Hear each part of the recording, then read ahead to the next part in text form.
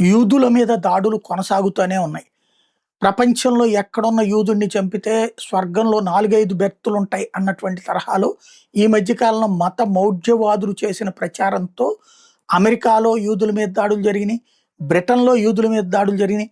క్రమంగా యూదుల మీద దాడులు పెరుగుతూ ఉన్నాయి. మొన్న ఈ మధ్యన స్కూల్ మీద దాడులు అది కూడా చూసాం. తాజాగా ఆహ్, బ్రిటన్‌లో యూదుల మీదన దాడి చేసినటువంటి వ్యక్తిని అరెస్ట్ చేశారు.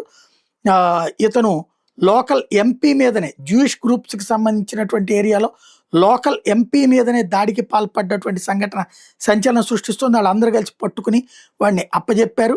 అదే సందర్భంలో ఇప్పుడు ఇలా యూదుల మీద దాడిని తక్షణం అడ్డుకోవాలంటే యూకే గవర్నమెంట్ మస్ట్ గా కష్టపడాల్సిందే అంటూ జూయిష్ కమ్యూనిటీ డిమాండ్ చేసింది. అదే సందర్భంలో ఇలాంటి ఘాతుకాలకు పాల్పడే వాళ్ళని వదిలిపెట్టడానికి వీల్లేదు అంటూ జూయిష్ కమ్యూనిటీకి సంబంధించినటువంటి ప్రతినిధులు డిమాండ్ చేయడం అన్నటువంటిది బ్రిటన్‌లో తాజాగా కనబడినటువంటి అంశం.